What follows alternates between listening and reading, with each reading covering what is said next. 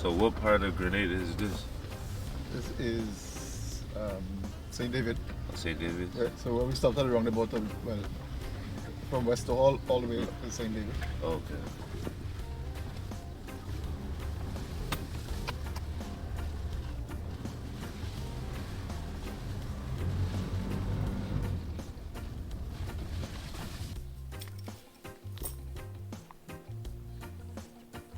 So basically it's protective gear because we go in a marine environment that would have various types of fishes and it's a spawning ground. So from time to time we come across jellyfish and that kind of thing in the water, so we kind of protect ourselves from that. I would say the water gets up to 5 feet. 5 feet? Okay. When tide is down, you can it gets up to like your waist. This is kind of far in though, like off the road. That's like a normal street that people drive down? No, it's not a normal street, no. Okay. No, that's, it's one of the access points to the beach, so there's always been a track of some sort here. Okay. But again, when the development failed, or whatever happened back in the day, it became a natural path for people to actually access the beach.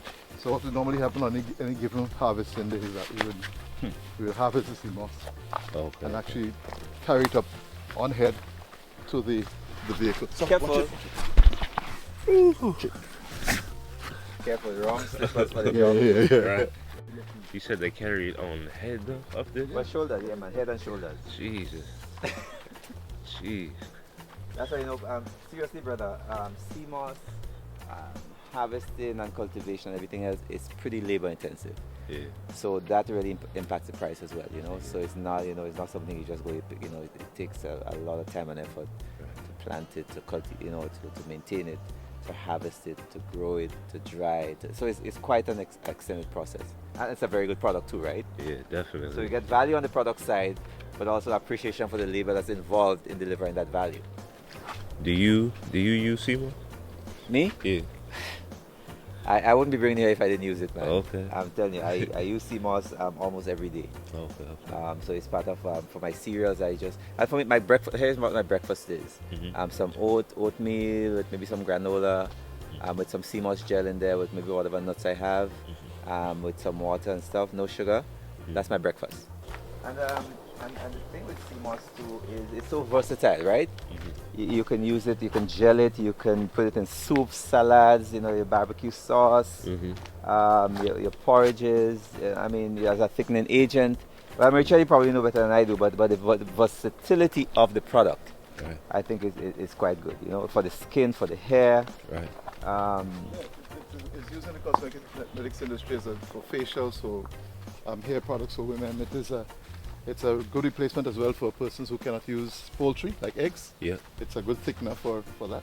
Soaps for your skin. Yes, yeah. Actually, with my wife, they did a trial with some Seamoss soap. I had a cousin who came from New York, and there was a bit of rash on her skin, and they made this soap that we were trying, and within a few days, the rash was gone. So I went to a FAO conference some time ago, and if I remember my statistic, I think right now the global Seamoss market is about $6 billion, somewhere around there, $1 billion. By the year 2029 or somewhere up there, it's going to be like around $25 billion. So actually, this is what we call this, it would be like a marine protected area. So typically you do not grow Seamoss in areas where there is high traffic. So like no boat traffic and so, because it's in the water and like you don't want like engine oils and contaminants. So you want it to be in as natural an environment as possible. Okay. Yeah. So you get a healthy product. Okay. You know, so you see where we are, remote. Yeah. Right? Come have a look. So if you look here, you see a lot of reefs, and therefore boats do not come in there. Often as other open spaces.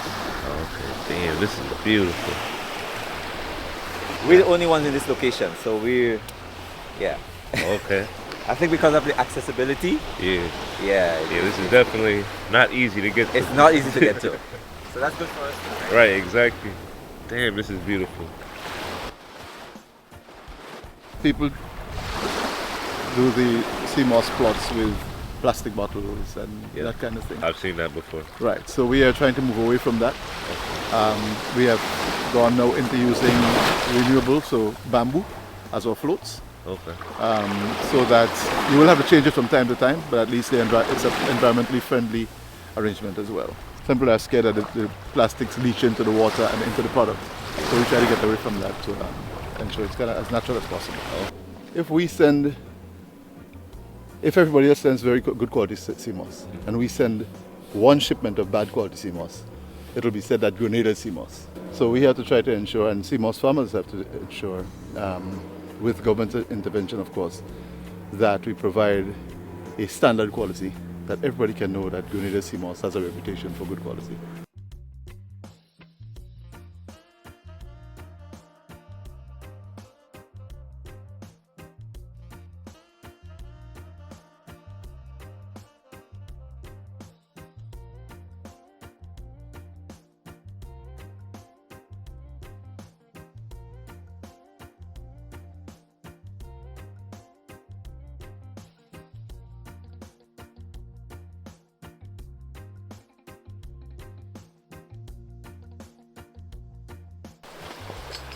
These are our test. These two are test plots using the bamboo. We're testing using the bamboo as the main source as a float, and to actually use rope lines to grow the Seamoss on. Bring the boat right up between it, have it thrown into the boat, and just sail away. Yeah. Let's do it.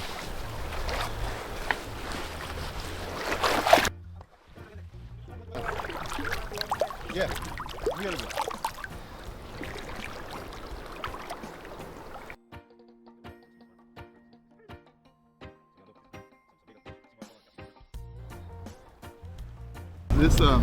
So we've basically aligned the plot and put a net around it. So this is breakage. When the heads get too big and the tidal movements, they break off. Okay. So this is kind of one head. Okay. Alright, so this will break off and it'll float to shore. Okay. Basically. And it's edible just as we are. Oh, snap. Damn. A little salty, very crispy. Yep. And it's actually good for salads as well. For salads? Just like that? As I say, yeah. Okay. The traditional is basically using ropes in the water with an anchor, and you tie a rope from one anchor to another, put some floats on the rope, and you plant the Seamoss on the rope. So if you step over, I'll show you. So basically you break a piece of Seamoss off and you tie it on here, and it stays there and grows. So this will grow into a huge head if you leave it for a period of time. So all the brown spots you see in the water is Seamoss. So if this breaks off, it will, under natural situations, go to the shore. Otherwise, it'll just get hooked in the net and stay there, and then we just come take it out of the net. The color also is a good indication of the growth. So when it's mature, depending on the variety you have, it'll get to almost a maroon color when there's some maturity in it. No pesticides. This is all naturally occurring. So the Seamoss that we have, when we sell that Seamoss, the income goes to supporting programs on a national level in Grenada. So whether it's here or on the farm, we have a crop farm in Bushiju, where what we sell goes back into the program. Okay. So every time somebody buys a pound of Seamoss, proceeds from that goes back into running our programs for youth and juveniles. So we work very closely with the prison system, we work very closely with the police, we work very closely with the court system to help people generally, young and old, to kind of, if they wish, to transform their lives into a different focus and to move away from decisions that may have been not good for their own future.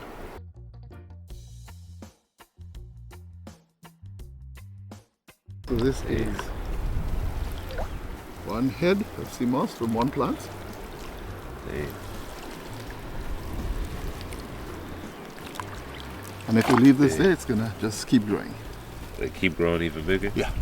Hey. It'll keep growing. Yeah. Oh, so the color will change as it matures. Yeah. Colors change, yeah. Okay. Sometimes I see like purple Seamoss. What is that? Is that a yeah? From the meetings that I've attended, the colorations in some cases are due to the drying process, how it's dried. Okay.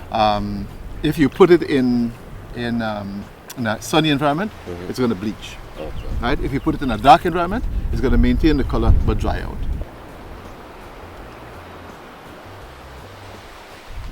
Okay, it has broken off. As you see, the coloration is going to be a little darker than this one.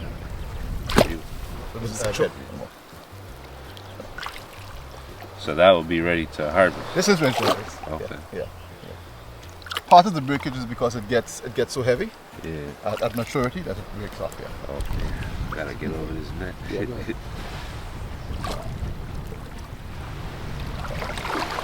Thank you. Yeah. So what is this that we stepping on? Is this So this like is natural seaweed. a natural seaweed? Again, this is kind of a hiding place for small fish, Okay. for crustaceans. After they spawn, they kind of live in the seaweed, so bigger fish doesn't find them.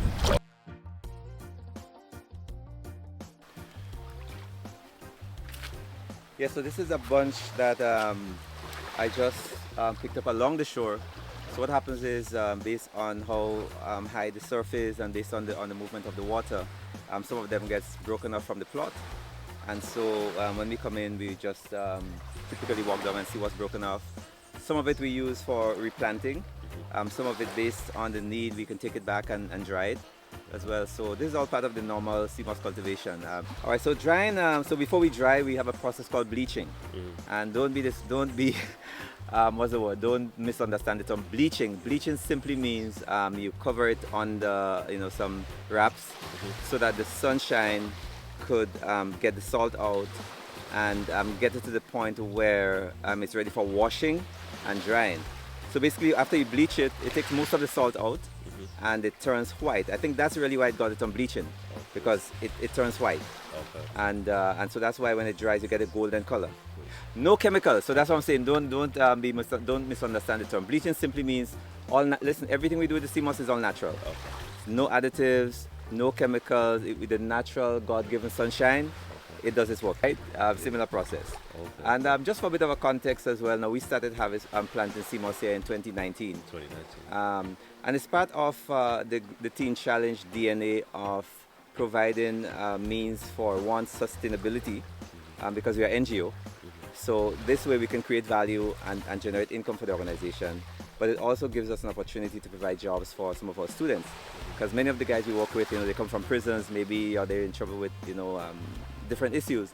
And so their job prospect may not be as good as somebody who does not have, like, for example, a prison record, right? But things like Seamoss, farming, the fishing, apiculture, those other endeavors that we pursue helps us as an organization to be an outlet for those youth. So we can then offer them a holistic life solution. And in fact, we're actually training them so they can go and do the same thing for themselves. So anybody who's purchasing the Seamoss, you are not just purchasing Seamoss, but you're actually adding to the lives of our young people in Grenada. And we really, really appreciate that. That's it.